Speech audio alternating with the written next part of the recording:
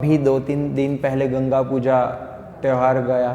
उस दिन माता गंगा ये पृथ्वी पर अवतरण हुई थी और माता पृथ्वी तो ऊपर स्वर्ग लोक को बहती है, पर ये जगत के लोगों का कल्याण करने के लिए, उद्धार करने के लिए, आध्यात्मिक लाभ देने के लिए माता गंगा अवतरण हुई। और उसका एक प्रमुख कारण बने महाराज भगीरथ, जो भगवान श्री रामचंद्र के पूर्वज हुए और भगवान श्री रामचंद्र सूर्य वंश में प्रकट हुए। भगवान सूर्य से जो वंशावली आ रही है उसमें भगवान श्री रामचंद्र ने मतलब अवतार ग्रहण किया और कृष्णा चंद्रवंश में जन्म लिए और भगवान रामचंद्र सूर्य वंश में जन्म लिए, मतलब अवतार ग्रहण किया।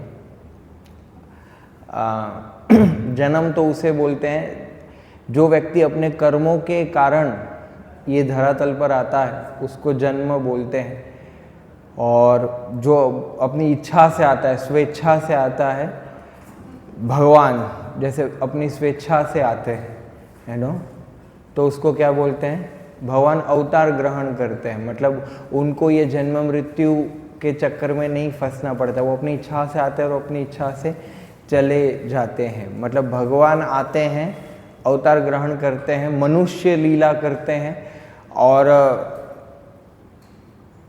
जो साधारण हमारे जैसे जो साधारण जन है उनमें और भगवान में अंतर रहता है। तो ये भगवान की कोई भी लीला और भगवत तत्व समझने से पहले सबसे पहले ये अति आवश्यक है समझना कि भगवान का हमारे जैसा जन्म नहीं होता और भगवान का हमारे जैसा मतलब अंत, उनकी जब लीला समाप्ति होती है तो वो हमारे जैसा अंत नहीं होता है उनका। ये समझना ज़रूरी है कि वो आध्यात्मिक स्तर पर है, वो दिव्य स्तर पर होते हैं।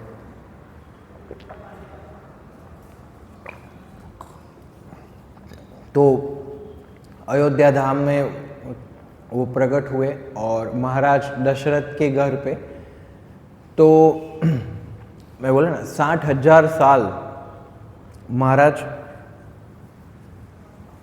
60,000 साल तक महाराज दशरथ ने अयोध्या पर राज्य किया और 60,000 साल में एक बार भी अयोध्या राज्य पराजित नहीं हुआ, इसलिए उसका नाम पड़ा अयोध्या। आगे भी ऐसा ही उनका महान इतिहास रहा है। अब देखेंगे कि महाराज दशरथ के पास बहुत महान सेना थी, अच्छे प्रजाजन थे जो महाराज दशरथ की आज्ञा का पालन करते थे। राज्य में समृद्धि थी, वैभव था, सुख शांति सब कुछ था, पर एक वस्तु नहीं थी कि केवल महाराज दशरथ को पुत्र नहीं थे। तो ये भौतिक संसार की कुछ बोलते हैं कुछ दशाएं होती है, मतलब ये भौतिक संसार की कुछ सत्य होते हैं। भौतिक संसार में कैसा होता है कि आपके पास सब कुछ है पर एक चीज़ नहीं रहेगा। जैसा आप देखेंगे बहुत सारे लोगों के पास धन होता है पर वो धन खर्चा करने वाले लोग नहीं होते। बहुत सारे लोगों के पास खर्चा करने वाले होते हैं तो धन नहीं होता है। किसी के पास धन भी होता है, खर्चा करने वाले लोग होते हैं, पर रोग ज़्यादा होते हैं। यस, मतलब कहने का अर्थ है कि एक चीज का कमी रहेगा जिसके पीछे मनुष्य अपना असंतुष्टि हमेशा व्यक्त करेगा कि हमारे पास ये नहीं है, हमारे पास वो नहीं है। मतलब जीवन के अलग अलग तबक्कों में, अलग अलग फेज में, अलग अलग समय पर अलग अलग समस्याओं का ऐसा निर्माण होगा कि आज ये समस्या है तो 10 दिन बाद वो समस्या का समाधान आएगा तो फिर उससे दूसरी समस्या आएगी। जैसे आप देखो अभी हम इधर आए हैं तो ठंड, मतलब ऐसा है ठंडा है, फिर ज़्यादा देर तक रहेगा तो ज़्यादा ठंडा हो जाएगा, तो फिर ठंडा दूर करने के लिए बाहर जाएंगे तो फिर गर्मी लगेगा। तो गर्मी के लिए हमने एसी चालू किया, तो एसी चालू करने से फिर CO3 कार्बन मोनोऑक्साइड वातावरण में फैलता है और उससे फिर क्या होता है, ग्लोबल वार्मिंग होता है और उससे फिर गर्मी ज़्यादा बढ़ता है। तो आप देखिए एक समस्या का समाधान दूसरी समस्या का कारण बन गया। तो ये संसार में ऐसा है कि रिलेटिव प्रॉब्लम्स रहते हैं, मतलब एक रियल प्रॉब्लम्स है और एक रिलेटिव प्रॉब्लम्स है, वो चलता ही रहता है। तो पर जब उनको ये वरदान प्राप्त हुआ कि आप पुत्र कामेष्टि यज्ञ करेंगे, तो वो यज्ञ में से एक यज्ञ पुरुष प्रकट होंगे और वो कुछ घड़ा लेके प्रकट होंगे और उसमें जो भी महाप्रसाद मिलेगा यज्ञ से, अगर आप अपनी रानियों को खिलाओगे तो क्या होगा, उनसे पुत्र प्राप्ति होगा। तो महाराज दशरथ ने पुत्र कामेष्टि यज्ञ किया, तो उसमें से यज्ञ पुरुष प्रकट हुए और हाथ में घड़ा था। पायसम, वाल्मीकि रामायण में पायसम मतलब पायसम यानी कि एक दक्षिण भारत का एक स्वीट है, इधर हम खीर बोलते हैं, या फिर खीर या फिर एक पायसम। तो वो तो 4 रानियाँ थी, मतलब सॉरी 3 रानियाँ थी, प्रमुख रानियाँ, 3 प्रमुख रानियाँ थी, कौशल्या, कैकेयी और सुमित्रा।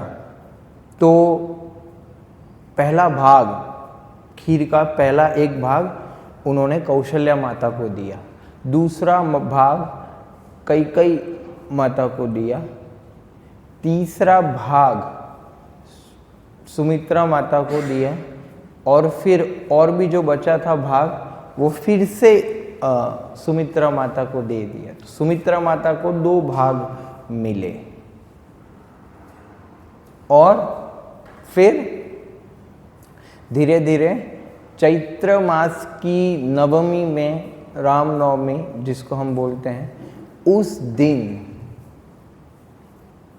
भगवान श्री रामचंद्र प्रकट हुए। हरि बोल। हाँ, फिर लक्ष्मण जी प्रकट हुए, यस, महाराज भरत प्रकट हुए और शत्रुघ्न। ये चारों के 4 विष्णु तत्व है, ये चारों के 4 क्या है, विष्णु है। तो ये सब प्रकट हुए। कौशल्या माता से भगवान श्री रामचंद्र प्रकट हुए, कैकेयी से लक्ष्मण, कैकेयी से भरत, यस, और सुमित्रा माता से लक्ष्मण और शत्रुघ्न। तो बहुत ही सुंदर 4 पुत्रों की प्राप्ति हुई। तो सुमित्रा माता ने को क्योंकि 2 भाग मिले थे, तो सुमित्रा माता ने संकल्प किया था, आज ऐसी माता नहीं मिलेगी कि मेरा एक पुत्र कौशल्या के पुत्र की सेवा करेगा और मेरा दूसरा पुत्र कैकेयी के पुत्र की सेवा करेगा। जनरली राजघरानों में ऐसा होता है, रॉयल फैमिलीज में, कि सभी रानियों को ऐसा होता है कि मेरा पुत्र राजा बने। क्यों?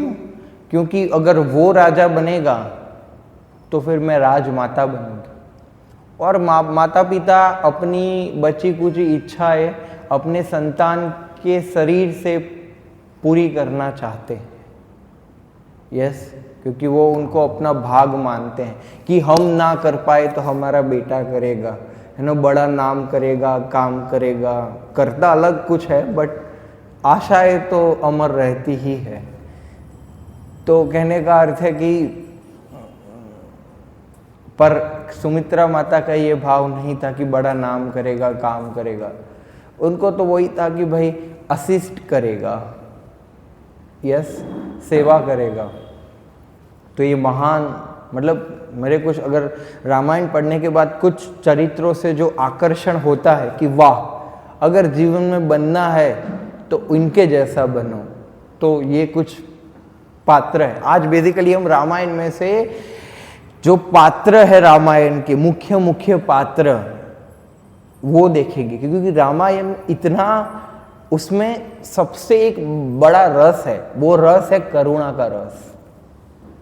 इसमें इतनी करुणा है कि आप सोच नहीं सकते।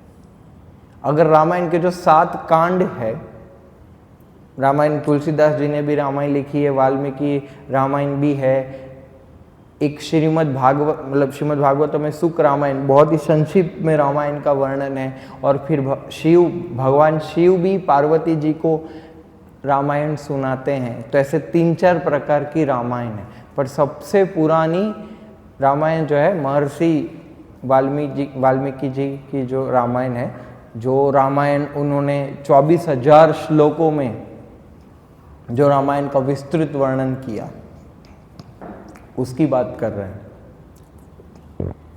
तो उसमें जो करुणा रस है अलग अलग पात्रों में, वो हम देखेंगे कि हाँ, और साथ साथ में शिक्षाएं भी देखते रहेंगे कि वाह क्या बात है। जनरली भारत में तो क्या है, जैसे लॉकडाउन में सब फंस गए थे, अटक गए थे, तो रामायण चलाई थी, राइट, ऐसे टीवी पे, तो सभी लोग रामायण देखते थे जो रामानंद सागर जी ने जो, तो वो बाकी सब एपिसोड से वो थोड़ा एक अच्छा दिखता था कि भाई हाँ इसमें थोड़ा भाव ऐड किया है। उसमें ऐसा लगता था कि हाँ आज भी जिन्होंने राम का किरदार निभाया था, आज कहीं पे भी जाते हैं तो लोग ऐसे पैर छूते कि अरे ऐसे राम जी बने थे, ये ऐसे बहुत सुंदर बनाया था वो। तो आप देखिए, जैसे अभी हम चर्चा करेंगे, ठीक है, भगवान सबसे पहले भगवान रामचंद्र के चरित्र से प्रारंभ करेंगे। तो राम शब्द का अर्थ क्या है?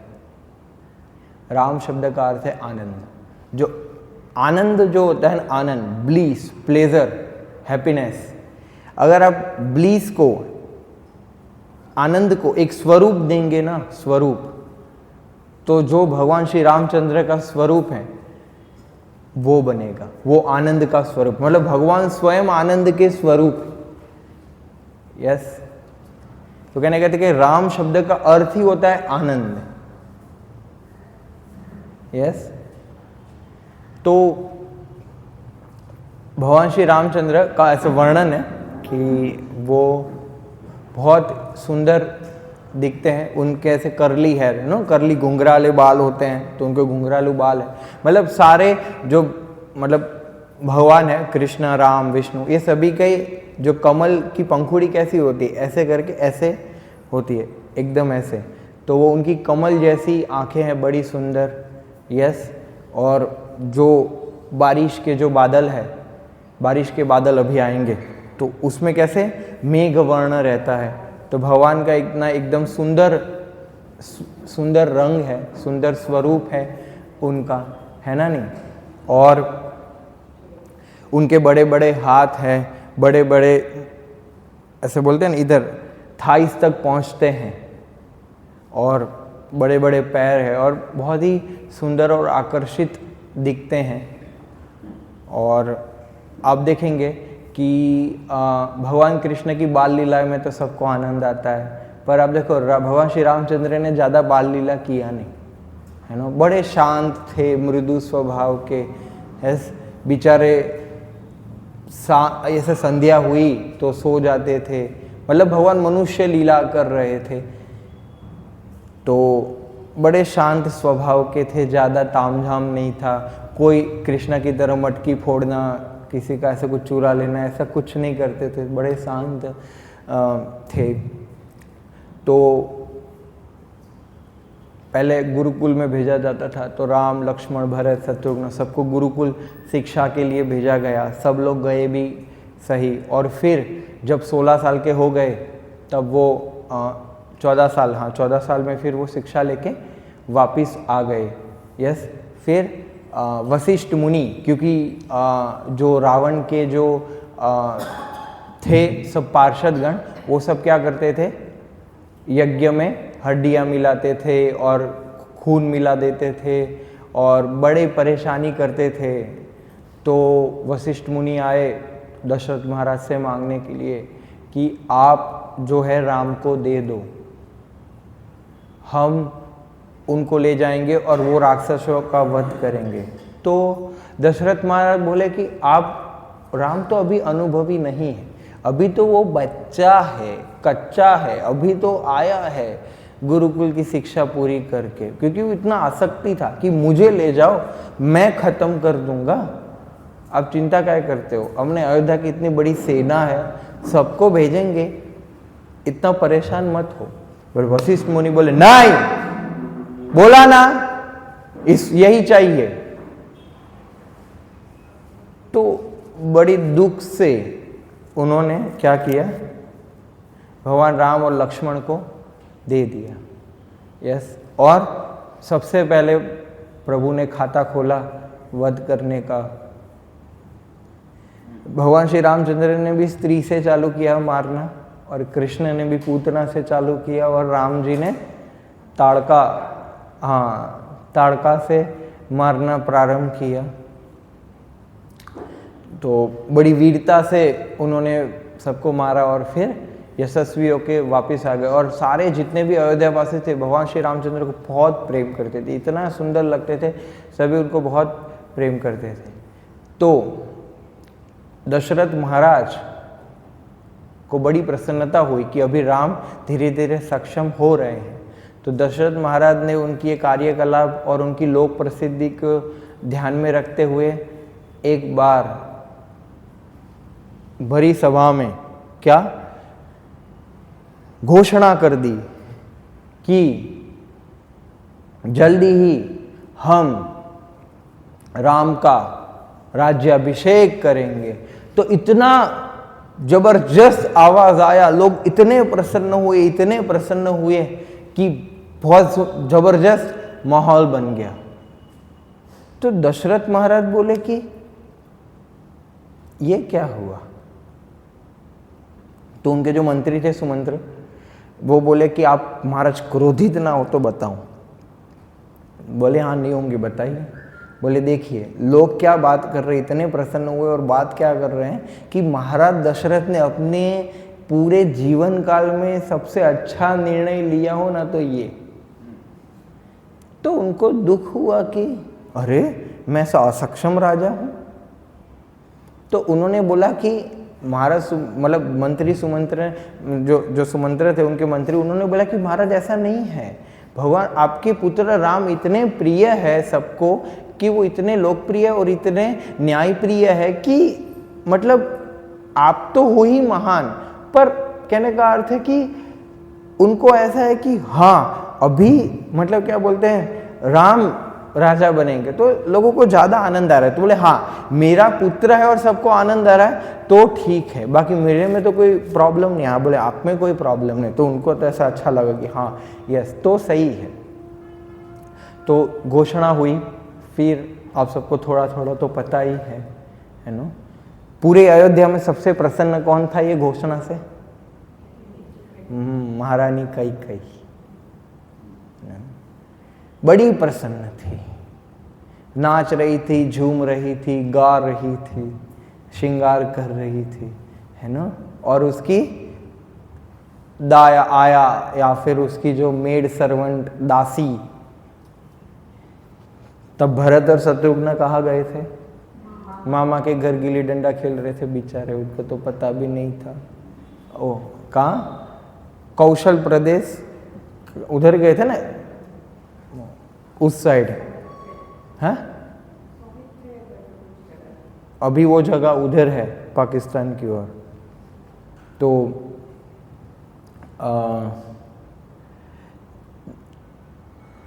बड़ी एक वृद्ध स्त्री थी, कौन? मंथरा।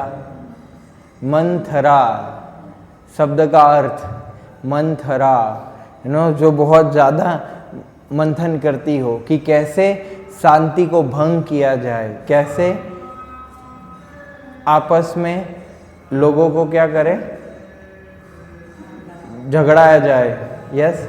तो वो गई, बोले कि रानी क्या हुआ, क्यों बड़ी प्रसन्न हो?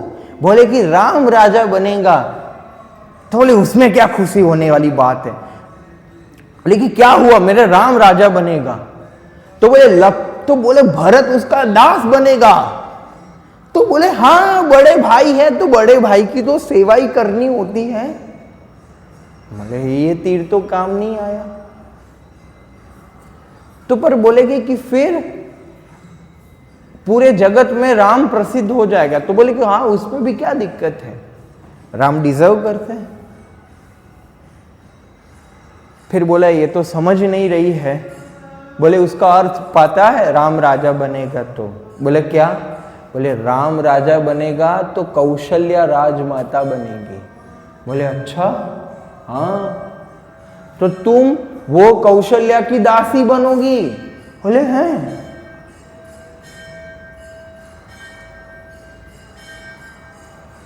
और फिर धीरे धीरे क्या होगा कि कौशल्या प्रपंच करके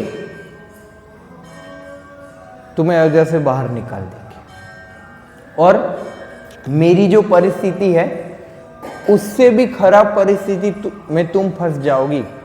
बोले अच्छा, हाँ। बोलिए कौशल्या की चाल है, राम तो करेगा नहीं पर राम के ऊपर कौशल्या दबाव डालेगी। तो बेसिकली मंथरा ने क्या किया? निंदा।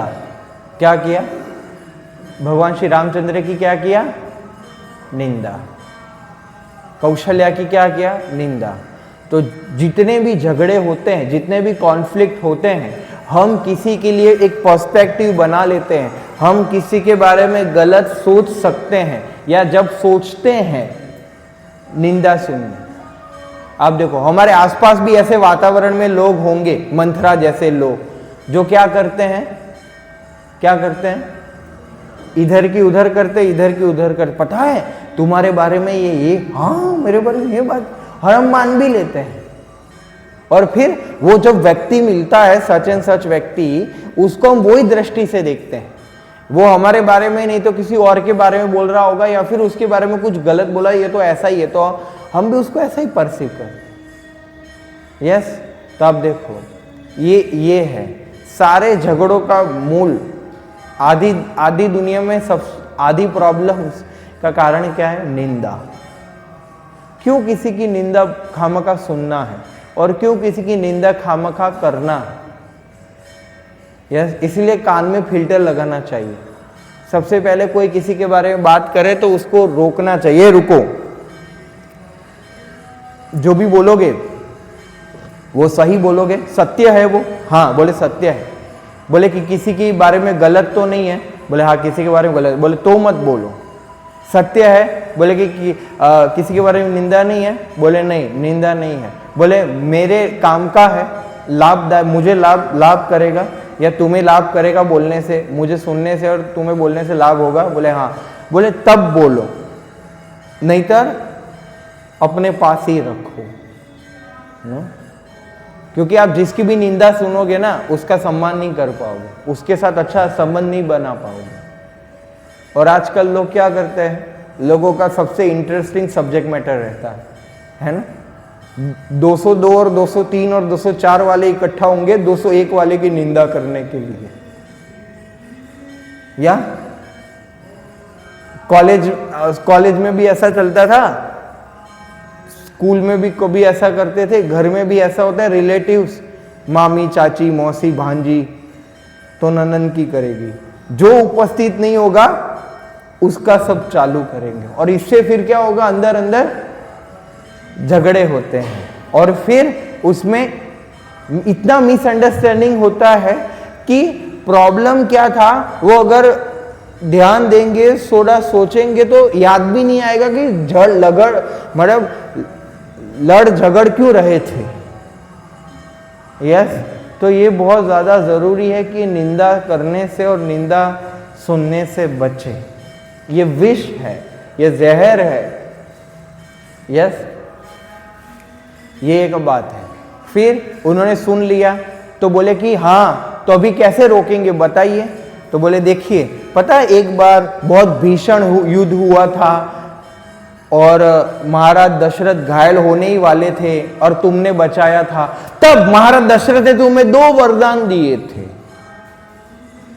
और तुमने बोला था अभी तो नहीं चाहिए, समय आने पर मांगेंगे। तो बोले तो मांगो, अभी क्या मांगना है वो ही बताएगी। हाँ, बोले पहले वरदान में मांगो कि भरत का राज्याभिषेक, और दूसरे वरदान में मांगो क्या? राम को 14 साल का वनवास। क्या करो? वनवास। बोले राम के होते हुए भरत कभी राजा ना बनेगा, ना बनने दिया जाएगा। और फिर आप देखो कितना अच्छा शिक्षा, मतलब अच्छा तो नहीं बोल सकते पर मजबूत। आप देखो निंदा सुनने से क्या प्रभाव होता है। निंदा सुनने से हृदय पत्थर समान हो जाता है। आप अभी मैं आगे जो वर्णन करूंगा इतना आपको करुणा आएगा कि बाप रे बाप, कि ऐसा भी था। जो टीवी सिनेमा वाले ये भावों को व्यक्त नहीं कर पाते क्योंकि वो पढ़ते नहीं ना रामायण, वो तो मनोरंजन का मसाला डाल के बता देते हैं। इतना करुणा था।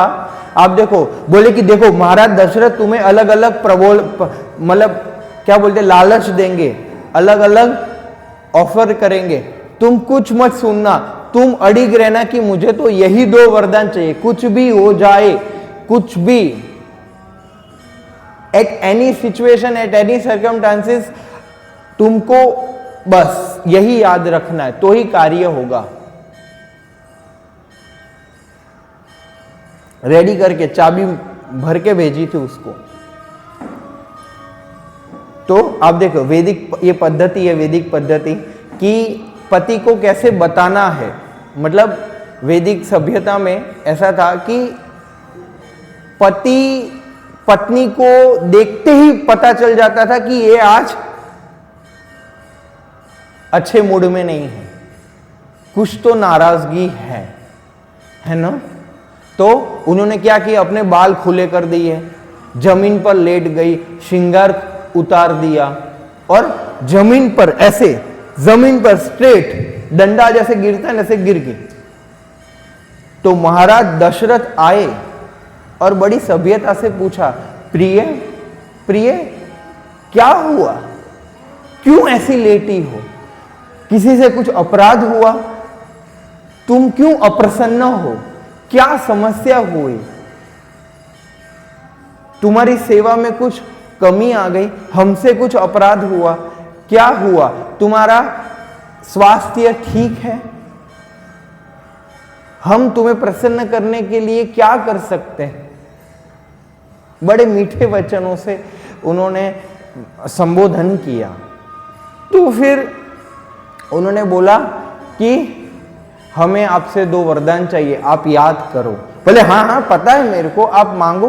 बोले मुकर तो नहीं जाएंगे फिर आप, फिर हाँ बोल के ना तो नहीं बोलेंगे। तब महाराज दशरथ फेमस डायलॉग बोलते हैं, क्या, रघुकुल रीत सदा चली आई, प्राण जाए पर वचन न जाए। इसमें यह भी शिक्षा है, बिना सोचे समझे वचन नहीं देना, क्योंकि बड़ा खतरा है। क्योंकि आपको पता है क्षत्रियों के लिए उनका वचन बड़ा था, मृत्यु से भी, मृत्यु को प्राप्त करके भी उनको वचन पूरा करना होता है। क्योंकि जो भी अपना वचन नहीं पूरा कर पाता ना, उसकी अपकीर्ति, मतलब उस पे लोग थू थू करते हैं, उसका अपयश फैलता है और उसको नरक में वास मिलता है। जो बोला गया वचन, आजकल तो लोग कोई वैल्यू ही नहीं है, अभी बोला फिर से मुकर जाए, हम मैंने ऐसा बोला था, मैंने ऐसा नहीं, मैंने वैसा बोला था। हाँ समझ में आ रहा है, मतलब कुछ वचन की वैल्यू ही नहीं है, इसलिए क्या लिखाते हैं कि तुम भाई साइन करो, या फिर आप होटल बुक करोगे तो क्या बोले मैसेज कर दो, मैसेज में वो रिकॉर्ड करेगा, है ना। मगर वचन का तो वैल्यू ही नहीं है, ऐसे ही मुकर जाते हैं। मुझसे बात हुआ था, मेरे को, मैं तो नहीं पहचानता। मतलब लोगों का ह्यूमन वैल्यूज इतना गिर चुका है कि बात मत पूछो। पर पहले आप मृत्यु से भी, कोई भी कीमत से वचन पूरा करते थे। बोले हाँ पूरा करेंगे। बोला कि भरत को राज्याभिषेक करो और राम को भेजो 14 साल वनवास के लिए, और वो भी कैसे वेश में, वनवासियों के वेश में। तो दशरथ महाराज हिल गए, पूरे जमीन खिसकने लगी उनके, उससे पूरा पसीना छूटने लगा, उनको इतना धक्का लगा।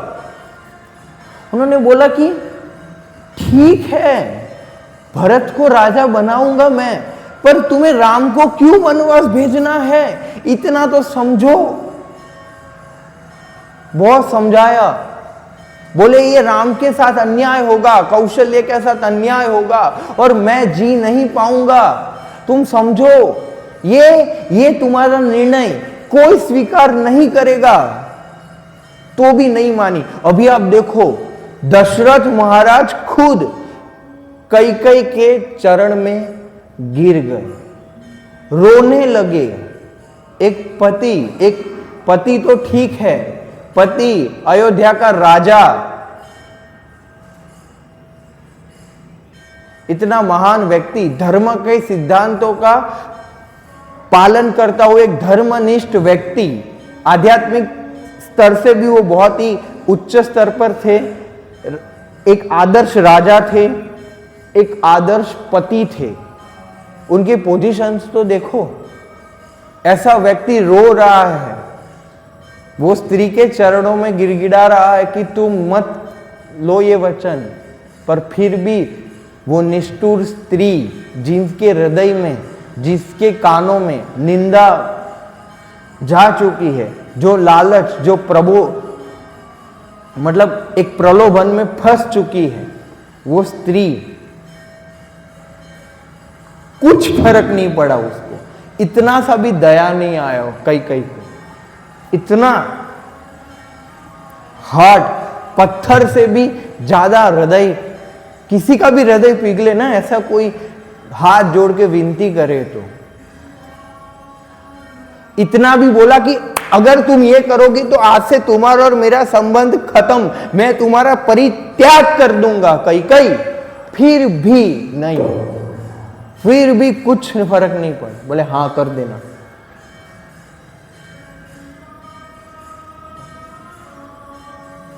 आप सोचो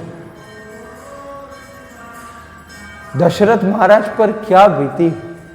उधर जो वर्णन है, मतलब रामायण में इतना करुणा का रस है कि कोई पढ़ते पढ़ते रो देगा, आंसू आ जाएंगे।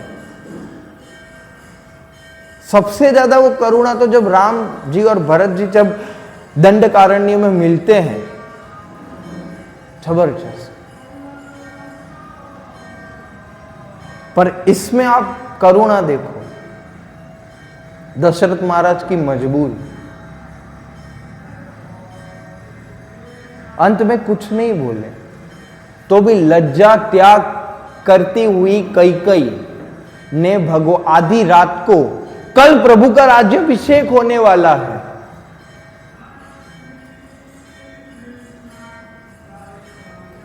पूरा अयोध्या खुशी मना रहा है, और राम को दशरथ मतलब मंत्री ने, कैकेयी ने बोला कि जाओ बुलाओ। दशरथ महाराज तो बोलने की भी हालत में नहीं थे। तो प्रभु रामचंद्र अपने घोड़े पे सवार होके उनके कक्ष की ओर गए, मतलब ऐसे थोड़ा दूर था, ऐसा नहीं, अलग अलग बिल्डिंग्स होती है, तो उधर गए कैकेयी के महल में जहां दशरथ महाराज थे, रात्रि में, संध्या काल के बाद। और फिर प्रभु रामचंद्र गए, प्रणाम किया, तो माता को देखा, प्रभु को मतलब उनके पिता को देखा, तो बोले कि हमसे कोई अपराध हुआ है, किसी ने अशांति पहुंचाई है, क्या है, और इतनी रात को क्या आदेश है हमारे लिए कि कैसे हमको याद किया गया। प्रभु रामचंद्र, आप अभी इस दृष्टिकोण से देखेंगे पूरी कथा को कि प्रभु रामचंद्र आदर्श स्थापना के लिए आए थे कि आदर्श व्यक्तित्व कैसा होना चाहिए, आदर्श राजा, आदर्श लीडर कैसा होना चाहिए, आदर्श पुत्र कैसा होना चाहिए और आदर्श पति। मतलब सारे एक मनुष्य के जीवन में जितने भी उसकी जिम्मेदारियां है, उसमें आदर्शता, आइडियल कैरेक्टर कैसा होना चाहिए, वो स्थापना के लिए प्रभु रामचंद्र आए। तो उन्होंने जैसे बात किया, व्यवहार किया, और फिर कई माता बोल रही है कि महाराज तो बोल नहीं पाएंगे, पर मैं बता देती हूं कि महाराज की इच्छा है कि तुम जल्दी से जल्दी वनवास चले जाओ, और वो भी वनवासी कपड़ों में, कंदमूल खाओ, और तुम्हारी जगह भरत राजा बने।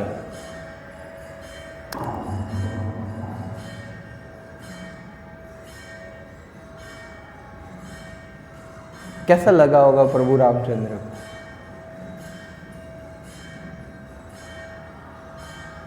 प्रभु रामचंद्र तो 2 हाथ जोड़ के खड़े थे।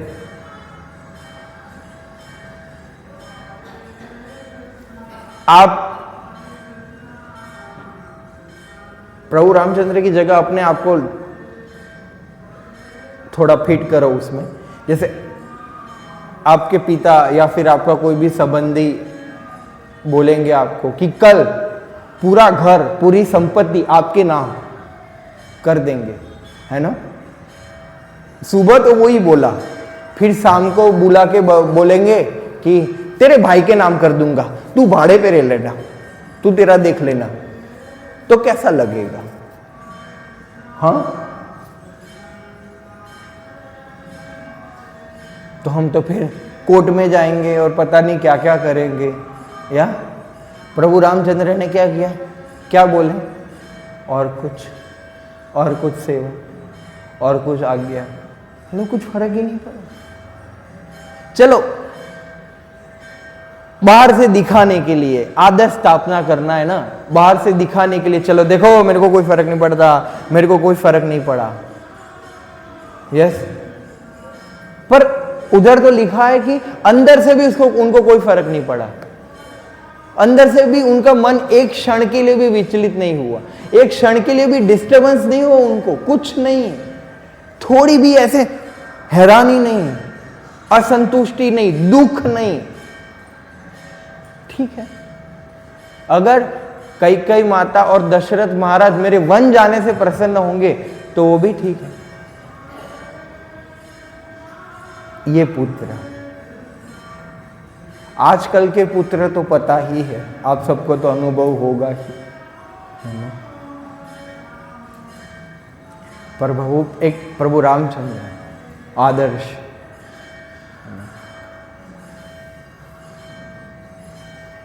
आपको पता है तब दशरथ महाराज क्या बोलते हैं?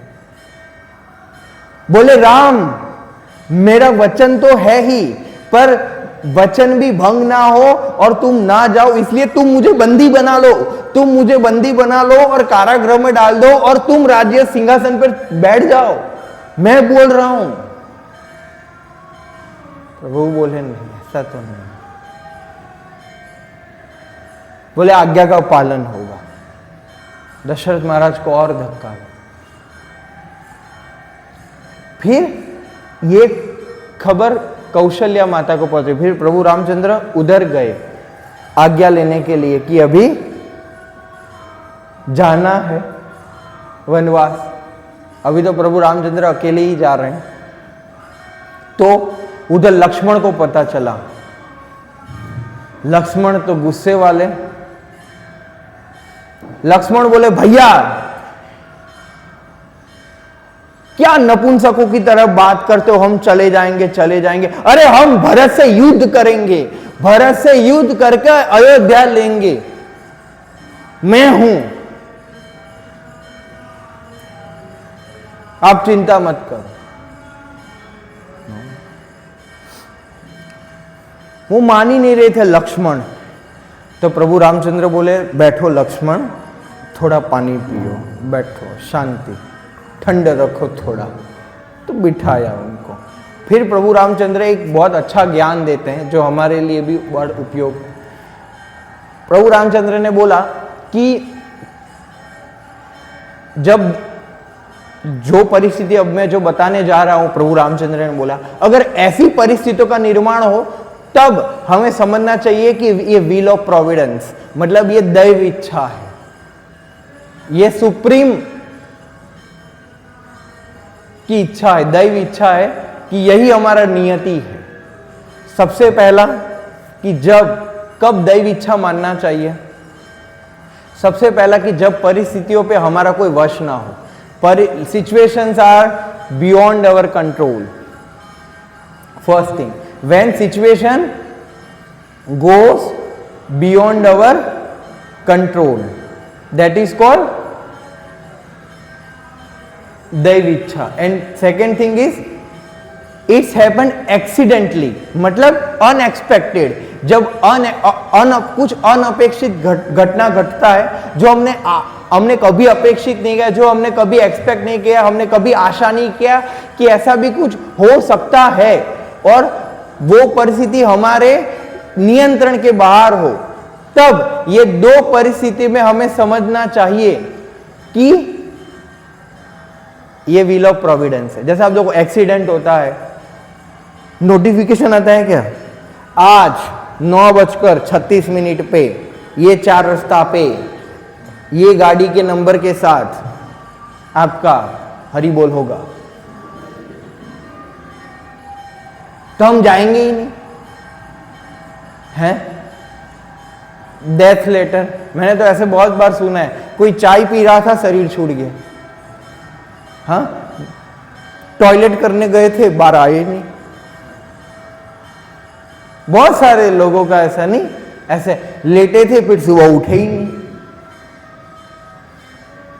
मतलब व्यक्ति कभी भी कहीं पे भी चला जाता है ना। जैसे आप देखो, बहुत 1 साल हो गए, वो उसका आया था हमारे इस्कॉन मंदिर के ब्रिज वाला एक घटना था। वो एक कितने 150 के ऊपर स्पीड से गाड़ी चला रहा था, और वो गाड़ी खड़ी थी। उन लोगों को पहले क्या हुआ, अब देखो, ये तो सोचने जैसी घटना है। हमारे मंदिर के सामने जो ब्रिज है, इस्कॉन मंदिर के सामने जो ब्रिज है, उसी ब्रिज पे ये घटना हुआ रात्रि को। ऑलरेडी एक एक्सीडेंट हो चुका था। उसकी एक्सीडेंट की वारदात के लिए 2 हवलदार आए थे उधर, और कुछ लोग भीड़ को क्या ऐसे कुछ चाहिए कि क्या हुआ क्या हुआ। इतना समय रहता है कि रात को वो निशाचर लोग होते हैं ना, रात को उल्लू जगते हैं, तो उल्लू की तरह वो घूमने वाले लोग है ना, ऐसे इकट्ठा होते रहे, क्या हुआ क्या हुआ क्या हुआ। दूसरों की मृत्यु पर शोक मनाने गए थे, पर उनको पता नहीं कि उनकी फोटो पे भी हार लगने वाला है ना। सब ऐसे खड़े थे गाड़ी के उधर, सब लोग ऐसे खड़े थे, और वो व्यक्ति बड़ी स्पीड से गाड़ी से आया, 4-5 लोग बैठे थे, और जो वारदात करने आए थे उनको क्या पता कि इसकी भी एक वारदात होगी, है ना। कुछ लोग घायल हो गए, कुछ लोग घसीटते घसीटते चले गए। 9 लोगों को एक साथ झपेट में लेके सबको लपेट लिया,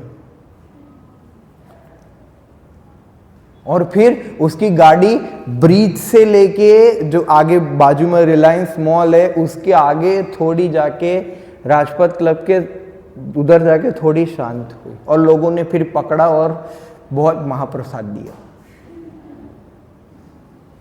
तो कहने का अर्थ है कि आप देखो, वो लोग तय करके आए थे क्या, पर आप देखो मृत्यु खींच लाई उनको। हाँ, ये तो कैसा हुआ, मतलब कोई सोच भी नहीं सकता। हमको तो सुबह पता चला कि अच्छा ऐसा। तो कहने का अर्थ है कि कुछ भी हो सकता है। तो अनएक्सपेक्टेड और बियॉन्ड अवर कंट्रोल, तब क्या मानना चाहिए, दैव इच्छा। क्योंकि दैव इच्छा मानने में बड़ा आनंद है। हम बहुत सारी सिचुएशन में डिस्टर्ब क्यों हो जाते पता है, क्योंकि हम सिचुएशन को स्वीकार नहीं कर पाते। जब आप परिस्थिति को स्वीकार करते हो ना, तब आधा प्रॉब्लम उधर ही शांत हो जाता है। हम स्वीकार नहीं कर पाते हैं, हम पैनिक हो जाते हैं। ये ऐसा कैसे, जैसे गाड़ी का अचानक से पंचर हो, तो हम स्वीकार नहीं कर पाते कि पंचर हो गया, अब क्या करेंगे, नेक्स्ट व्हाट। जब तक आप परिस्थिति को स्वीकार नहीं करोगे, तब तक आप अपना आगे जीवन में निर्णय ले ही नहीं पाओगे। यस, क्योंकि Okay, problem is there, and if you are so worried, yes, problem is there, and if you have solutions, then why worry? Yeah, if you have problem and you have solution too, then why worry? And if you have problem and you have no solution, then also why worry? Whatever would be happen, that would be happen only. क्या कर सकता है? तो दोनों case में चिंता करने की कोई आवश्यकता ही नहीं है, इसलिए क्या बताते हैं, वाई टू वरी, है no, chant Hari Hari, why to worry, है no, chant Hari Hari, yes. चिंता नहीं करो, क्या करो, चिंतन करो, क्या करो, चिंतन करो, क्योंकि चिंता फिर कहाँ ले जाती है, हाँ, खाली वो फिर डॉट हट जाता है। तो कहने का अर्थ है कि ये है, मतलब हम राय का पहाड़ बना देते, जब तक हम परिस्थितियों को स्वीकार नहीं करेंगे ना, तब तक ये हो चुका है, स्वीकार कर लो, दुख होगा पर स्वीकार कर सकते, यस। तो फिर ये प्रभु रामचंद्र ने लक्ष्मण को उपदेश दिया, कौशल्या माता भी बोल रही थी, तो लक्ष्मण बोले कि, तो सुमित्रा माता ने आज्ञा दिया, पहले क्या बोला था, सेवा करेगा, अभी समय आया है विकट परिस्थिति में साथ निभाने का। तो सुमित्रा बोली कि लक्ष्मण, आज से 14 साल तक तुम्हारा एक ही कार्य है, राम की सेवा। राम को कुछ भी, इतना भी कष्ट नहीं होना चाहिए, और ये मेरे लिए गर्व की बात होगी। जाओ पीछे पीछे। तो राम जी तो राजी नहीं होते, पर लक्ष्मण जी बहुत जीत करते, बोलते चलो। तो अभी सीता माता को पता चला, अभी सीता माता है कौन, मिथिला की राजकुमारी, महाराज जनक की पुत्री, जिन्होंने आज तक, सीता माता ने कभी भी जमीन पर अपने चरण नहीं रखे थे, ऐसा कारपेट होता है ना, उस पे ही चलती थी राजमहल में, और नीचे तो बाहर निकलते तो फिर डोली में, कभी जमीन पर, जमीन और उनके चरण कभी भी स्पर्श नहीं हुआ था। ऐसी कोमल राजकुमारी या अभी रानी, यस, वो बोलती है क्या, कि मैं भी साथ चलूंगी। बोले सीते, तुमने आज तक कभी जमीन पर चरण नहीं रखे हैं, तुम मत जाओ, तुम मत आओ, तुम इधर रहो। तो सीता माता क्या बोलती है पता है, प्रभु आप जहां रहेंगे ना, वही मेरे लिए अयोध्या का राजमहल है, और आप जहां नहीं रहेंगे वही मेरे लिए क्या है, वनवास है। हमने वचन दिए थे विवाह के समय पर कि साथ रहेंगे, आपके आनंद में ही हमारा आनंद है प्रभु, आप मेरी चिंता मत करो, मैं तैयार हूं सभी कष्ट भुगतने के लिए। बोले ठीक है। तो सीता माता चल दी, लक्ष्मण जी चल दिए, और प्रभु रामचंद्र, और उनको, सीता माता को एक दिव्य वस्त्र भेंट किए गए कि जो कभी मैले नहीं होंगे, और ऐसे आभूषण दिए गए, मतलब कि ऐसा उनको अभी वो सब स्नान और वो सब करने की आवश्यकता, क्योंकि वनवासियों का जीवन जीना तो एकदम वो शुद्ध रहेंगे। तो राजसी वेश उतार के वनवासी वस्त्र धारण किए, और पूरी अयोध्या में मायूसी छाई। महाराज दशरथ रोक नहीं पा रहे थे अपने आप को, और सब लोग रो रहे थे। अयोध्यावासी आ गए, बोले मत जाइए मत जाइए। अयोध्यावासी बोले कि प्रभु आप जाएंगे तो आपके साथ साथ हम भी वन को चलेंगे। बोले अयोध्या हमारे लिए अभी बेकार हो चुकी, हम भी आपकी, ये प्रेम है, हम सब साथ में चलेंगे प्रभु, हमें भी ले चलो वन में, मजा आएगा, उधर आपके साथ रहेंगे, सेवा कर, उधर नया अयोध्या बसाएंगे। प्रभु बोले कोई नहीं आएगा मेरे साथ। दशरथ महाराज रोते रोते विदा करने आ रहे हैं, सुमंत्र उनके सारथी है, प्रभु राम लक्ष्मण और सीता पीछे हैं। प्रभु राम बोले कि सुमंत्र भगाओ, रथ भगाओ। ये सब पीछे पीछेंगे, इतना भगाओ कि इतना धूली उड़े उससे कि लोग देख ना पाए कि रथ किस दिशा की ओर गया। तो ये प्रभु रामचंद्र का वैराग्य है। हालांकि आगे फ्लो में और भी है, पूरा रामायण बताने जाएंगे, पहले से चालू शुरू से शुरू करेंगे बालकांड से तो फिर चलता रहेगा, पर हम चरित्र पर्टिकुलर कर रहे तो इसीलिए शिक्षाएं। तो आपने देखा भगवान श्री रामचंद्र ने बहुत अच्छा अच्छा सिखाया। उसके बाद अभी लक्ष्मण। लक्ष्मण शब्द का अर्थ क्या है? लक्ष्मी संपन्नो इति लक्ष्मणा। जो लक्ष्मी से संपन्न हो उसको क्या बोलते हैं? लक्ष्मण।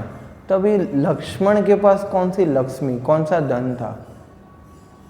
श्री सीताराम की सेवा रूपी धन। क्योंकि पता है, क्योंकि आप देखो लक्ष्मण जी जहां जाते थे वहां कुटिया बनाते थे और आसपास जंगल का एरिया था, कोई भी जंगली जानवर आ सकता है, राक्षस आ सकते हैं, तो लक्ष्मण जी सोते नहीं थे और खाते भी नहीं थे। प्रभु श्री रामचंद्र जो भी फल देते थे वो क्या करते थे? रख लेते थे अपनी योग विद्या से। उन्होंने अपनी निंद्रा और आहार दोनों पे विजय प्राप्त कर लिया था, क्योंकि खाएंगे तो नींद आ जाएगा। इसलिए जब प्रभु श्री रामचंद्र सोते थे तब वो क्या करते थे? पहले भगवान श्री रामचंद्र के चरण दबाते थे, माता सो जाती थी, चरण दबाते थे और फिर बाहर जाके रखवाली करते थे। ये लक्ष्मण है ना। और एक बार क्या हुआ कि 7 साल, 14 साल है, 7वें साल में निंद्रा देवी प्रकट हुई, मतलब जो नींद दिलाती है निंद्रा देवी। तो निंद्रा देवी प्रकट हुई, लक्ष्मण को बोलती है कि मैं तुमसे बहुत प्रसन्न हूं, तुम वरदान मांगो। बोले देखो मैं तो सीताराम की सेवा में बहुत प्रसन्न हूं, तो आप अगर कुछ चाहे तो आप, मतलब मुझे तो कुछ नहीं चाहिए, पर मेरे अयोध्या में मेरी पत्नी कौन? उर्मिला से आप बात करो, अगर उनको कुछ चाहिए तो बताओ। तो निंद्रा देवी अयोध्या के राजमहल में पहुंचते उर्मिला के पास कि तुम्हारे पति ने भेजा है, तुम्हें कुछ चाहिए तो। बोले अच्छा, मेरे पति मेरे को 7 साल हो गए इसलिए याद कर रहे हैं। बोले इसीलिए फिर कल रात्रि को, मतलब थोड़े समय पहले सीताराम ने मुझे स्वप्न में आके दर्शन दिए कि जब जब मेरे पति याद करेंगे तब तक सीताराम को कष्ट होगा मुझे याद करने का। तो बोले कि आप मुझे ये वरदान दीजिए कि अभी और 7 साल बाकी है और 7 साल में एक क्षण के लिए भी मेरे पति को मेरी याद ना आए। आजकल की माता जी पत्नी सपने में भी उनको जाना है। ये 7 साल तक बोले मुझे मेरा पति याद ना करे, और सेवा करने गए हैं तो सेवा करें। ये करुणा रस आप देखो तो सही, सेवा भाव, मर्यादा।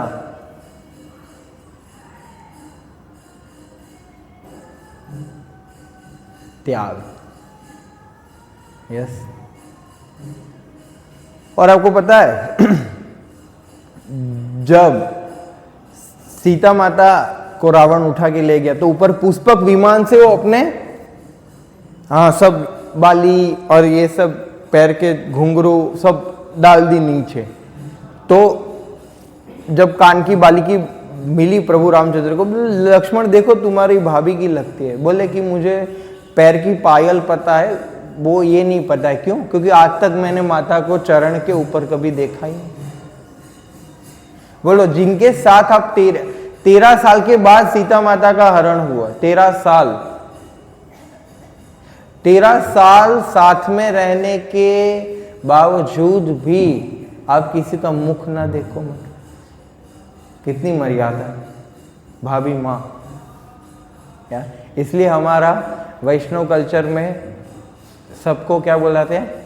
माता जी, क्योंकि बहन तो कभी कभी लोग बोलते दीदी बुलाओ, है ना, कभी कभी कहीं कहीं दीदी बहन, पर उसमें भी फिर अशुद्धता आ ही जाती है भावों में, है ना। तो इसलिए क्या बोलते हैं माता, इसलिए हम माता जी बुलाते हैं सबको। क्या बुलाते हैं माता जी, क्योंकि आप देखो, क्योंकि स्त्री शरीर में बचपन से लेके अंत तक माता का भाव होता है। देखो छोटी बच्ची नहीं गुड़िया के साथ खेलती है, मतलब वही है। इसीलिए भी क्या बोल रहा है, बोले छोटी बच्ची तो कैसे माता जी बुला सकते हैं। हालांकि अभी अभी मॉडर्न माता जियों को बुरा लग जाता है, माता जी बोला मेरे को, इतनी बूढ़ी हूं मैं। अरे पर ये कल्चर है, ये ट्रेडिशन है समझ रहे। तो ये अच्छी बात है। तो आप देखो लक्ष्मण ने क्या सहनशीलता के साथ सेवा की। जब सीता माता को इच्छा हुई कि वो मृग हिरण को प्राप्त करने की, यस, तो उन्होंने बोला प्रभु को कि प्रभु और चाहिए, अपना हिरण चाहिए, है ना। तो प्रभु तो पीछे दौड़े, और आपको पता है कौन था वो, मामा मारीच, यस। तो मारीच क्यों आया, उसके पहले एक घटना हो गई। कौन सी, कौन आई, शूर्पणखा। अभी शूर्पणखा का अर्थ क्या है कि शूर्प, इधर गुजरात में तो क्या है कि नामों का पोस्टमार्टम कर देते हैं, शूर्पणखा बुलाते हैं लोग। ये शूर्पणखा नहीं है, शूर्पणखा है। शूर्पणखा यानी कि जिसके नाखून बड़े बड़े हो उसको क्या बोलते हैं, शूर्पणखा। शूर्पणखा, जिसके शूर्प यानी कि नुकीले शार्प नाखून हो उसको क्या बोलते हैं, शूर्पणखा। तो अब प्रभु रामचंद्र को देख के इतनी मोहित हो गई, वो जंगल से जा रही थी और उसके साथ 14,000 सैनिक उसकी सुरक्षा के लिए, हालांकि वो खुद इनफ थी, 14,000 सैनिक थे उसकी सुरक्षा के लिए, खर और दूसर। तो जा रही थी तो इतनी सुंदर थी, मतलब इतने सुंदर लग रहे थे कि प्रभु रामचंद्र की सुंदरता से इतनी मोहित हो गई, इतनी मोहित हो गई कि वो अपना रूप बदलना भूल गई और ऐसी ही चली गई राक्षसी वेश में, भद्दी। तो गई प्रभु के पास रेड रोज लेके, डायरेक्ट प्रपोज किया। क्या ख्याल है?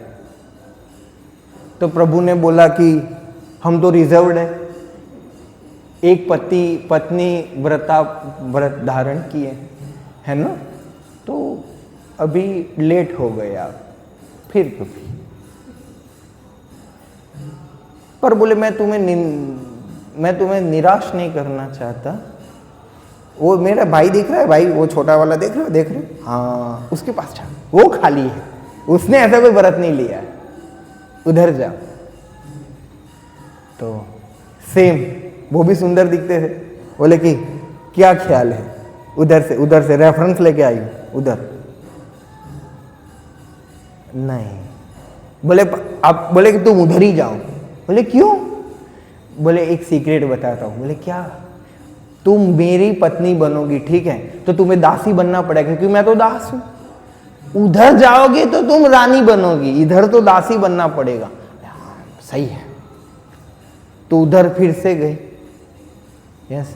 बोले कि फिर से आप मान नहीं रहे हैं, आप ही चलोगे। बोले कि देखो मैं तुम्हें विवाह कर लूंगा तो तुम्हें ऐसे भी सीता की दासी बनना पड़ेगा, चलेगा? उससे अच्छा उधर जाओ ना। तो फिर से गई, तो उसको पता चल गया ये घुमा रहे हैं। फिर आसुरिक लोग ऐसे सोचते हैं, देखो समस्या क्या है, ये इसकी वजह से मना कर रहे हैं ना, है ना। आप देखो ये मेंटालिटी तो तब भी था, है ना। क्या? जो मेरा नहीं हुआ वो किसी का नहीं हुआ, या मेरा होने के लिए क्या करो, उस पे एसिड फेंक दो या उड़ा दो। फिर आता है ना न्यूज़पेपर पे, पति पत्नी और वो के केस में है क्या, ब्रेड के जैसे, केक के जैसे टुकड़े करते, ऐसे टुकड़े कर करके बोरे में भर के, इतना तो रजिस्टर्ड केस है। अनरजिस्टर्ड केस तो पता नहीं कितने कितने होंगे, हैं? तो सीता को हमला करने आई, प्रभु रामचंद्र ने मैसेज भेज दिया लक्ष्मण को कि कर लो काम। तो उन्होंने क्या किया, लक्ष्मण जी ने उसका नाक काटने वाला काम किया है। तो क्या, नाक काट दिया। बोले अब बात हूं। तो वह चिल्लाने लगी, इतना बड़ा अपमान, मैं रावण की बहन हूं, ऐसा वैसा। बोले कि शुक्र कर तुमको मारा नहीं, स्त्री थी ना इसलिए मार नहीं सकते, तो इसलिए ये खाली दंड दिया और भागी। और कटी हुई नाक ले लेके लंका पहुंची। और अभी आप देखो, ये बड़ी सुनने वाली बात है कि गई और रावण को बोली कि भैया आपका आधिपत्य समाप्त हो चुका है, आप अपनी बहन की रक्षा करने के लिए सक्षम नहीं हो। तो रावण गुस्सा हो गया कि कौन है ये जिसने मेरी बहन का नाक काटा। उसकी नाक कटी, बोले रावण की भी नाक कट गई। बोले कि क्या हुआ, किसने ऐसा दुस्साहस किया। बोले कि दो व्यक्ति ने। बोले दो व्यक्ति ने, तो बोले वो खर दूसर क्या कर रहे थे। बोले उसने एक ऐसे तीर चलाया, 10 मिनट में तो खेला खत्म कर दिया। 10,000 एक ही तीर से 10,000 लोगों का हरि बोल कर दिया। बोलो, बोले ऐसा कौन है। बोले ये एक राम और लक्ष्मण। बोले कि तू पर उधर क्यों गई थी। बोले कि उन लोगों की, अभी आप देखो कैसे प्रेजेंट करती है, आप देखना, क्योंकि अपनी गलती पकड़ी जाएगी। तो पूरी रामायण रावण की मृत्यु का कारण ये शूर्पणखा है। उसने क्या बोला पता है, कि उसके पास एक इतनी सुंदर स्त्री है। सीता माता की सुंदरता का वर्णन किया कि बड़े बड़े घुंघरालू बाल है, कमल की पुष्प जैसी ऐसी आंखें दिखती है, बड़ी सुंदर, और इतने उनकी पूरी शरीर, पूरी सीता माता की सुंदरता का अद्भुत वर्णन करती, जिससे रावण के हृदय में काम वासना, कामुकता जागे और सीता को प्राप्त करने की इच्छा जागे। वो ऐसा सोच रही थी कि ये मैं उनको फंसाऊंगी और फिर इनसे बदला लूंगी। तो उन्होंने क्या किया कि मैं तो वो सुंदरी स्त्री, बोले कि ये वनवासियों की पत्नी बनने के योग्य नहीं है, ये तो मेरी रावण, मेरा भाई रावण की पटरानी बनने के योग्य है ये सुंदरी सीता। इसलिए मैं बोलने गई थी कि मेरा भाई इतना शक्तिमान है, ये सीता रावण को सौंप दो।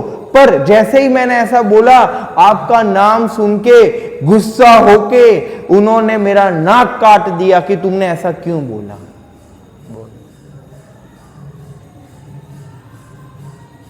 आप देखो, मैंने पहले भी बोला था कि हम शक्ति और शक्तिमान की साथ में पूजा करते। शूर्पणखा को खाली शक्तिमान, खाली प्रभु रामचंद्र चाहिए थे, सीता नहीं, तो उसका विनाश हो गया। रावण को केवल सीता चाहिए थी, शक्ति चाहिए थी, पर राम नहीं चाहिए थे, उसका भी अंत हो गया। तो दोनों को साथ में पूजा करना, सीता राम, लक्ष्मी नारायण, राधा कृष्ण। तो बोले अच्छा ऐसा किया।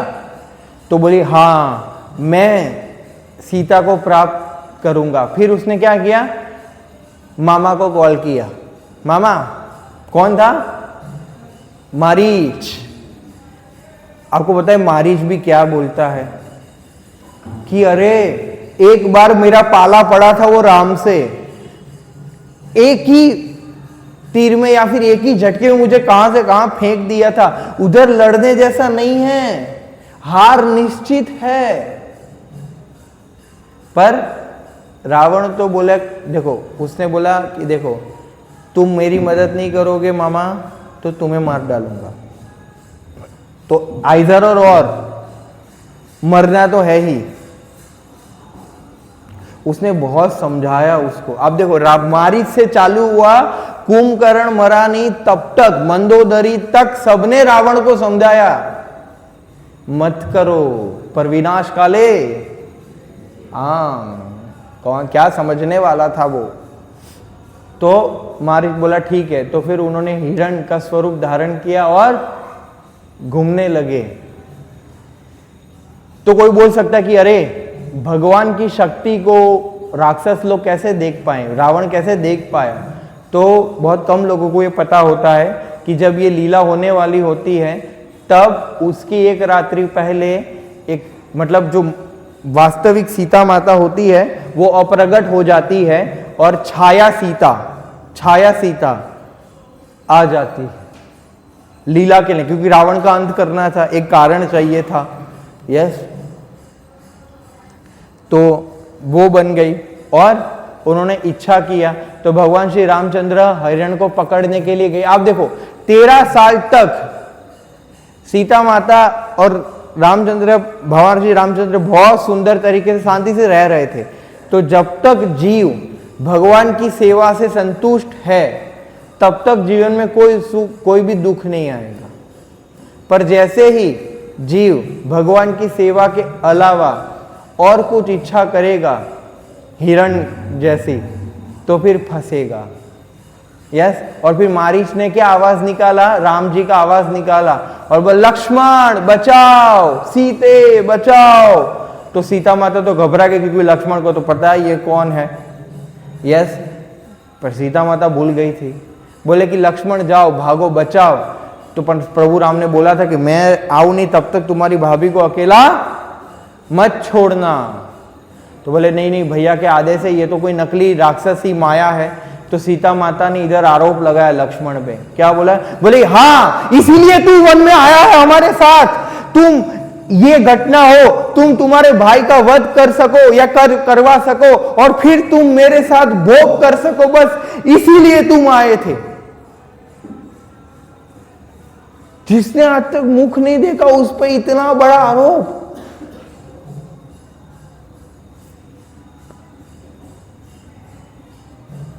फिर सबको पता है लक्ष्मण जी क्या करते हैं। हाँ, तो फिर जाते हैं तो प्रभु रामचंद्र से मिलते हैं। तो राम जी और डांटते हैं कि तुमको किसी ने बोला था इधर आने का, मैंने बोला था तुमको उधर रुकने के लिए, क्यों इधर आ गए छोड़ के। तो लक्ष्मण जी बोले प्रभु भाई आप अपना ये रखो यार, मैं जाता हूं, पत्नी ये बोलती है आप ये बोलते, पहले डिसाइड कर लो कि क्या करना है आप लोगों को। इतना सेवा किया, बोले कि यार आप लोग समझ नहीं रहे हो, कोई भी जा सकता था ना। पर फिर भी लक्ष्मण जी ने क्या किया सहन किया। फिर गए तो सीता माता गायब थी। अब मतलब सेवा में क्या आएंगी, बाधाएं आएंगी, चैलेंजेस आएंगे, पर भगवत सेवा में क्या आएगा, बाधा आएगा, पर हमें क्या रखना है, संयम से काम लेना है। यस, और भरत जी, कौन? भरत शब्द का अर्थ क्या है? भारवाही इति Bharat, one who carries the burden. क्या बर्डन कैरी कर रहे हैं? कौन सा load? Burden of to be misunderstood. पूरी रामायण में किसी को सबसे ज्यादा गलत समझा गया, कौन? भरत महाराज। यस, अब देखो भरत महाराज का चरित्र देखो। जैसे ही प्रभु रामचंद्र वन को चले गए, यस, इमीडिएटली दशरथ महाराज ने शरीर छोड़ दिया। अभिना राजा है, जो राजा नियुक्ति है वो भी चले गए। तो भरत महाराज मामा के घर से आए, वो और शत्रुघ्न आए वापिस, है ना।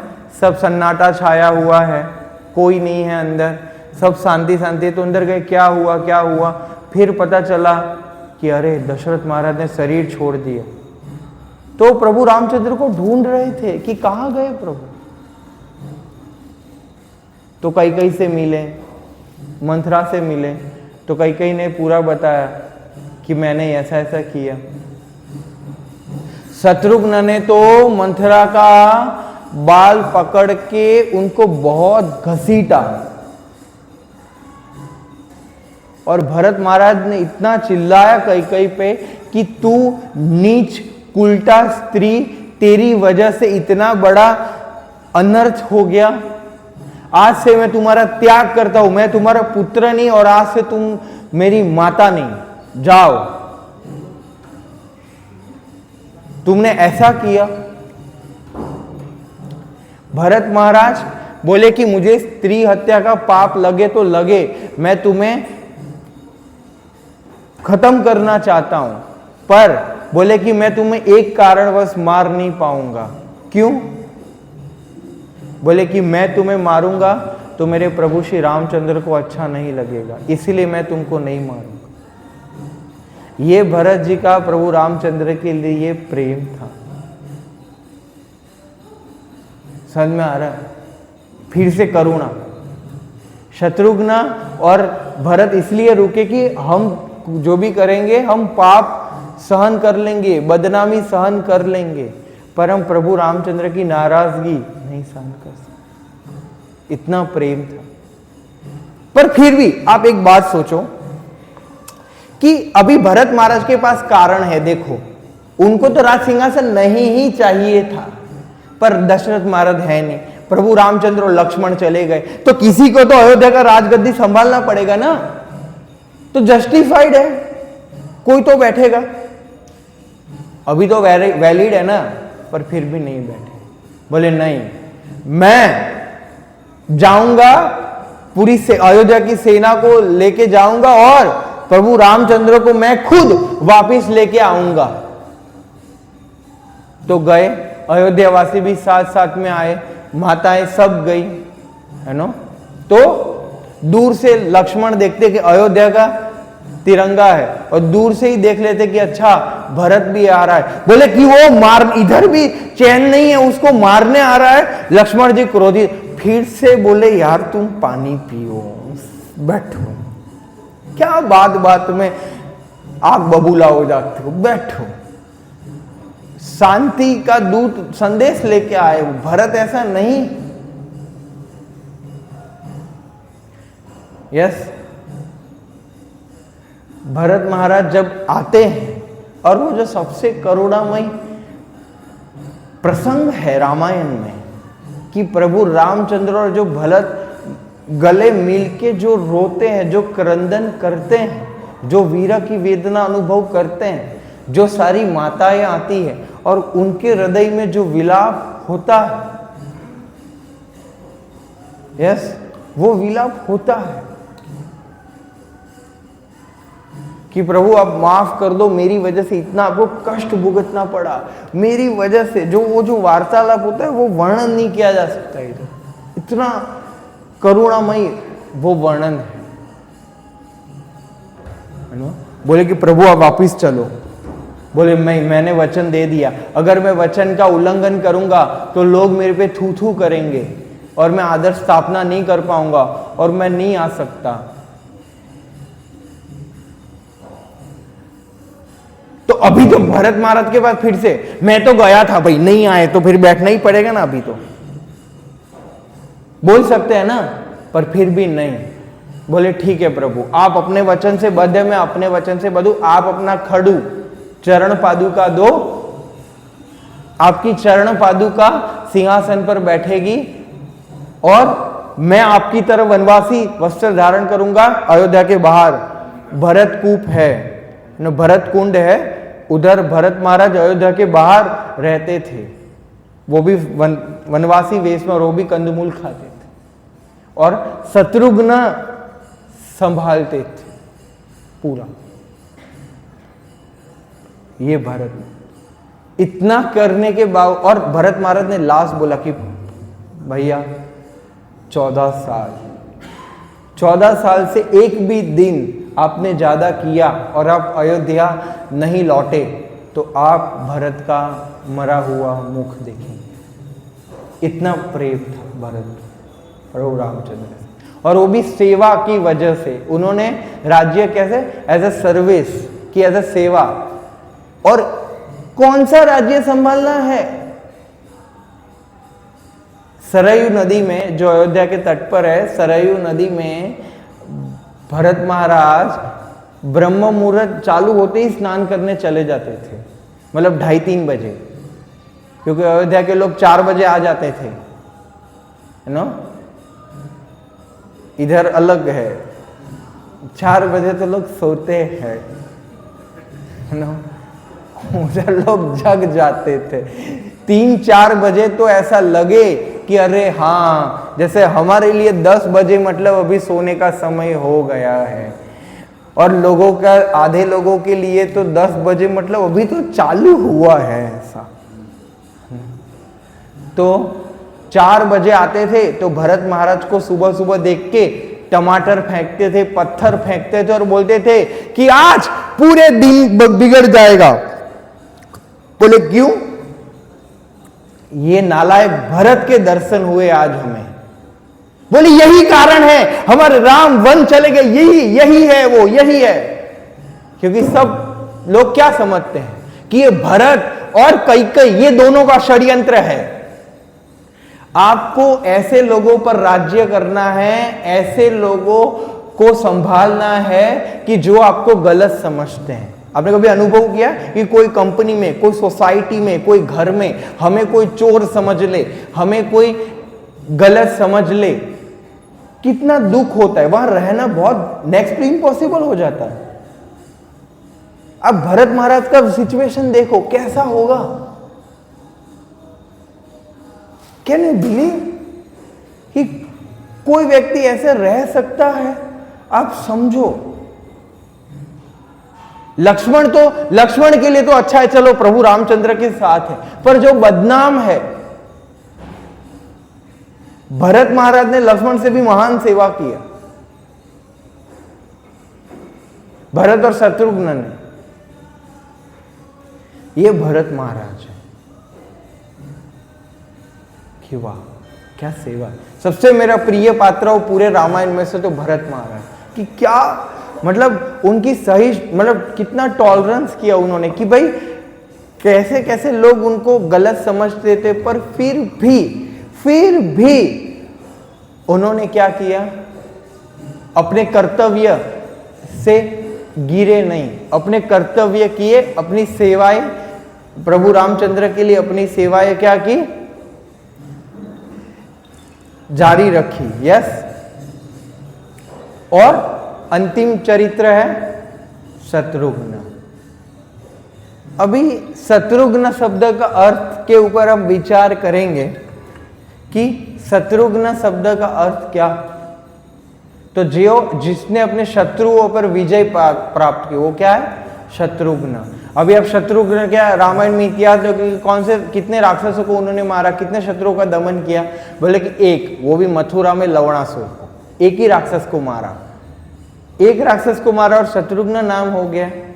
नहीं, उन्होंने अपने सबसे बड़े शत्रु पर विजय प्राप्त की। और उनका हमारा सबसे बड़ा शत्रु कौन है? बाजू वाला, हमारा अहंकार। कौन? हमारा फॉल्स ईगो, अहंकार। अहंकार शरीर छूटने के बाद ही जाता है। यस, उन्होंने अपने अहंकार पर विजय प्राप्त की थी। जैसे राम के लिए, लक्ष्मण के लिए राम जो बोले पत्थर की लकीर, ऐसे भरत जो बोले वो शत्रुघ्न के लिए पत्थर की लकीर। जो प्रसिद्ध हो, महान पद पर हो, उसको फॉलो करना बहुत इजी होता है ना, पर जिसको लोग गाली बोलते हैं, जिसको लोग धुतकारते हैं, जिसकी निंदा करते हैं, उसको फॉलो करना, उसका सेवक का क्या वैल्यू रहेगा? वो शत्रुघ्न का पोजीशन था, अहंकार पे विजय प्राप्त की थी। ये शत्रुघ्न कि हाँ सेवा के लिए। यस, तो ऐसे महान जो चरित्र है रामायण के, उनसे आप देखो सहिष्णुता, विनम्रता, यस, धैर्य, निश्चय, धर्म पर अड़िग रहना, यस, और कितनी न जाने कितनी बहुत सारी शिक्षाएं हमने आज देखी। और भी नेक्स्ट में भी पार्ट 2 कंटिन्यू करेंगे और इसमें हमने महान चरित्र देखे, उसमें हम कुछ नेगेटिव कैरेक्टर्स देखेंगे। उनसे भी सीखने जैसा होता है कि कैसा नहीं बनना है और क्या नहीं करना है ना। यस, और भी रामायण में बहुत सारी शिक्षाएं और बहुत ही अच्छे अच्छे प्रसंग हैं। यस, तो फिर आगे रावण और बहुत सारे अलग अलग और भी पात्र हैं और भी सुंदर सुंदर कथाएं हैं तो वो हम अगले प्रवचन में देखेंगे। श्री श्री सीताराम लक्ष्मण हनुमान की। हाँ, हनुमान जी का भी एक सुंदरकांड, एक अलग सेक्शन है कि हनुमान जी की जो लीलाएं, हनुमान जी का जो सेवा भाव और जो उत्साह है, वो ऐसे 3-4 सेशंस चलाएंगे कि हाँ भाई मेन रामायण की शिक्षाएं कवर हो, ताकि हम में मन लगा पाए। तो इसमें किसी का कोई प्रश्न है, कुछ पूछने लायक, कुछ जिज्ञासा?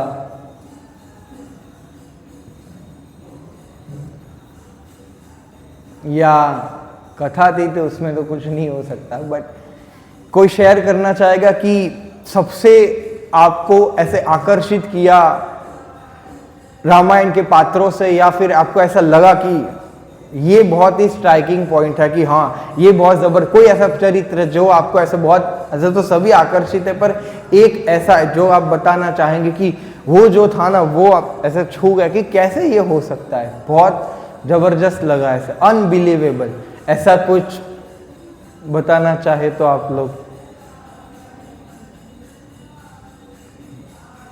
हाँ माता जी, रिमाइंडर हो जाएगा एक बार, ये शेयर करना चाहिए कि आपको सबसे अधिक अच्छा क्या लगा, कौन से चरित्र से सबसे ज्यादा प्रेरणा मिला, उत्साह मिला जान के कि हाँ ऐसे भी सोच सकते हैं, बताइए। या लक्ष्मण जी का चरित्र बहुत अच्छा लगा। हाँ, उसका रीजन ये कि उनको तो वनवास नहीं कहा बोला गया, हाँ, फिर भी अपने भाई के लिए और मतलब सीता माता के लिए वो जाते हैं और उनकी सेवा में रहते हैं और 14 साल तक छोड़ते भी नहीं, आहार भी नहीं ग्रहण करते, अपनी पत्नी नई शादी होती है उनको छोड़ के जाते हैं।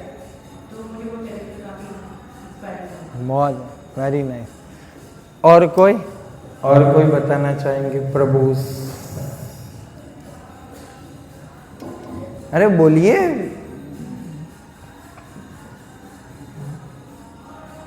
बोलिए, जब तक प्रसाद नहीं आता तब तक तो चर्चा विचारणा कर ही सकते हैं। हाँ,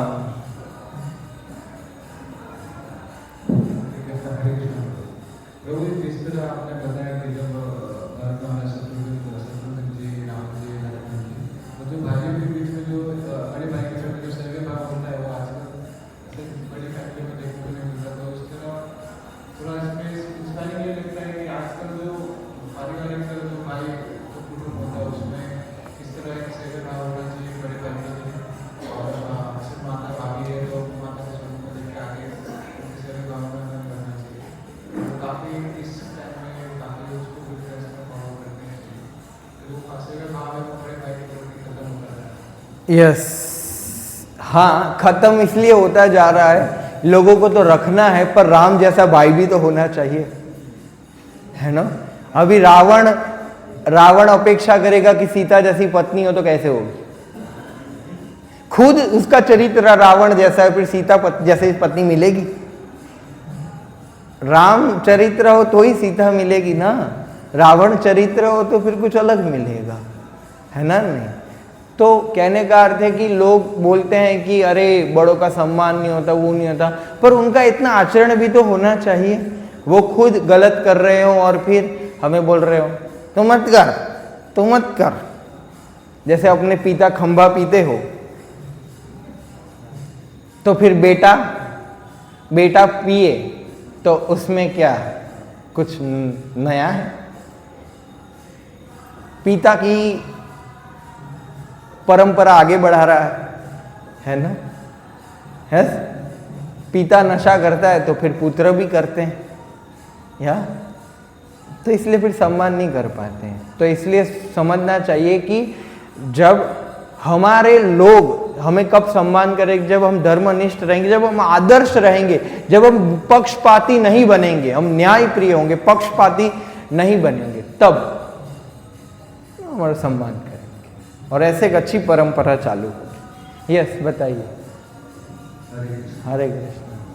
आजकल जो उसमें एक चीज और उसमें ज्यादा उसमें समझ में आ रहा है कि पहले ये जो प्रथा में जो त्याग का भाव है, हाँ, अभी दिन ब दिन वो लुप्त होता जा रहा है। आज के जमाने में हर इच्छा को पूर्ण किया जा रहा है, ना कि जो त्याग बलिदान के जो एग्जाम्पल्स हैं उसमें से जो हमको सीखना चाहिए। आज इसने गाड़ी ली तो मैं भी बड़ी गाड़ी ले लूँ, इसने मकान लिया मैं भी मकान ले लूँ, उस तरफ वो डायरेक्शन पे लोग जा रहे हैं। जबकि इसने इतना बड़ा त्याग किया तो मैं भी कुछ और त्याग कर लूँ, पारिवारिक जीवन में या अपने फ्रेंड सर्कल में या आस पड़ोस में जहाँ सोसाइटी में। तो ये त्याग की भावना जो है, अभी जैसे ये रामायण के अंदर हमने देखे तो काफी पात्र है जो लक्ष्मण के, भरत के, तो उसमें वो लोग त्याग करते हैं, खाने का त्याग करते हैं। क्यों? क्योंकि उससे विकास करना हो।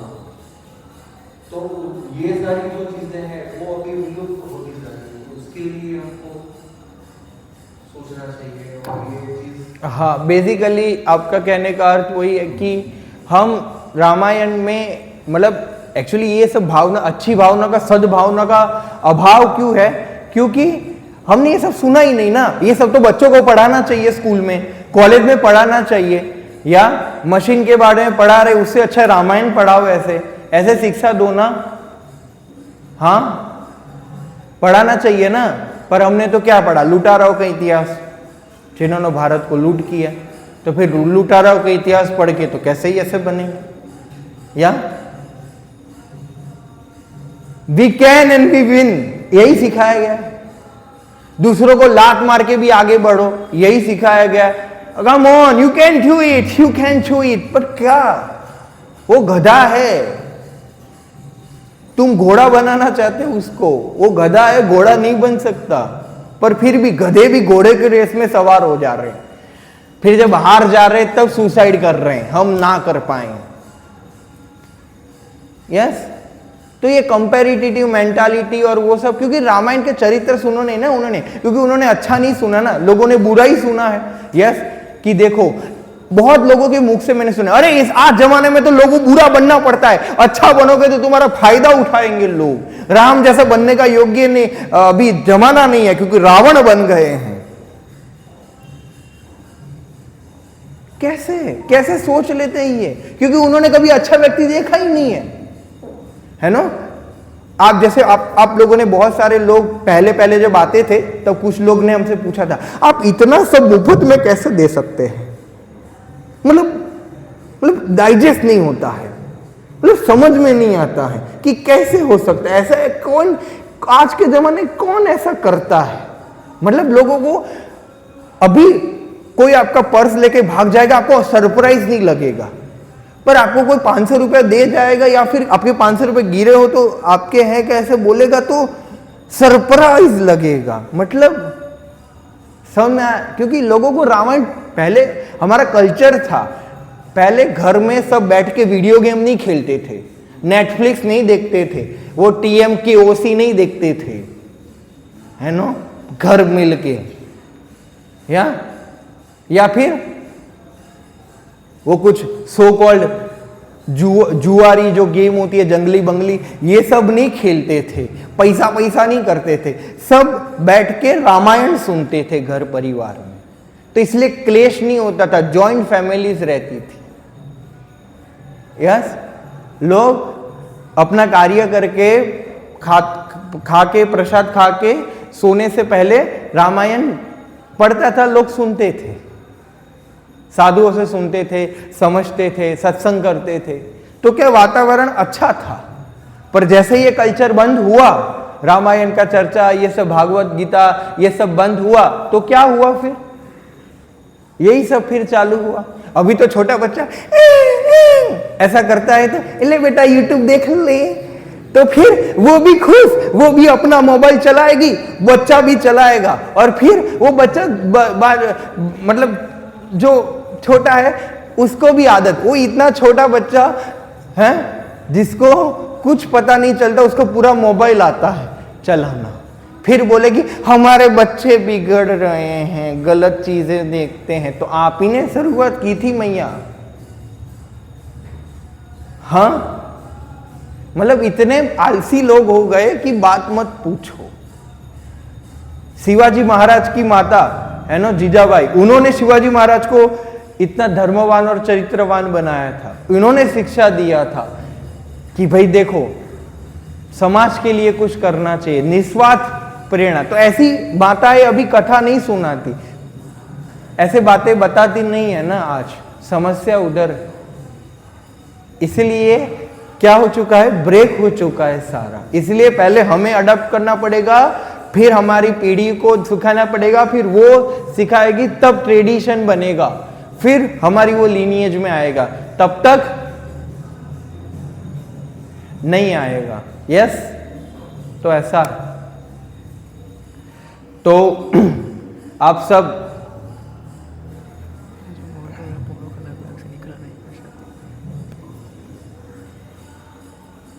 सब जितने भी लोग माला लेके गए थे, सब माला करते हो?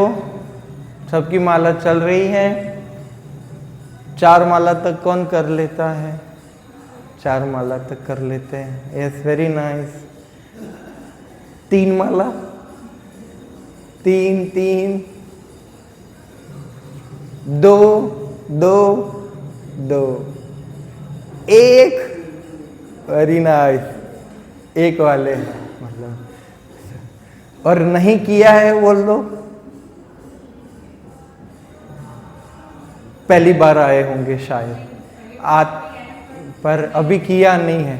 तो अच्छे मुहूर्त अभी आपको भगवान प्रेरणा देंगे, लगता है कि राह देख रहे हैं कि कब कुछ हो और हम चालू करें। कोई बात नहीं, आप कर सकते हैं। जिसको भी लेना है, माला वगैरह सीखना है, तो हम सिखाएंगे, आपको दिया जाएगा, है ना। हम फोर्स नहीं है, जैसे जो भी आपको नेचर प्रेरणा मिलता है तो करिए, है ना। और एक दूसरा अनाउंसमेंट था